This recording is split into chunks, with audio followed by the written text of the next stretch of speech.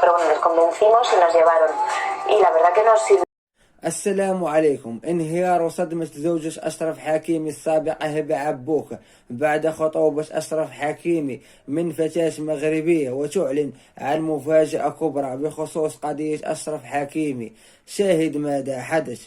ولكن قبل أن نبدأ، عطر فمك بذكر الله والصلاة والسلام على رسول الله سيدنا محمد صلى الله عليه وسلم، واضغط إعجاب للفيديو واشترك في القناة وفعل الجرس لكي نصل ل10,000 مشترك. بعد خطوبة أشرف حكيمي من فتاة مغربية ليغسل أحزانه بعد طلاقه من زوجته السابقة هبة عبوك بعد اتهام الشرطة الفرنسية له باغتصاب فتاة فرنسية.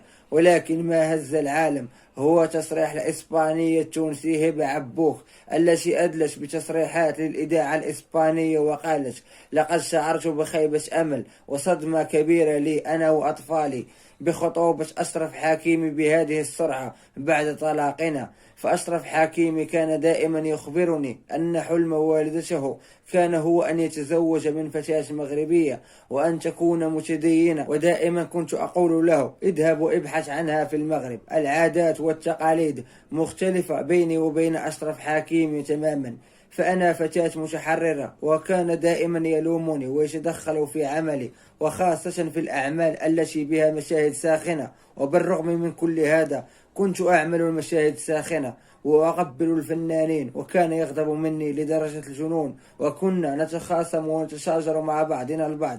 وأنا في الحقيقة أفتقده الآن وأشعر بالوحدة، وأتذكر الأيام الجميلة التي قضيناها مع بعضنا البعض.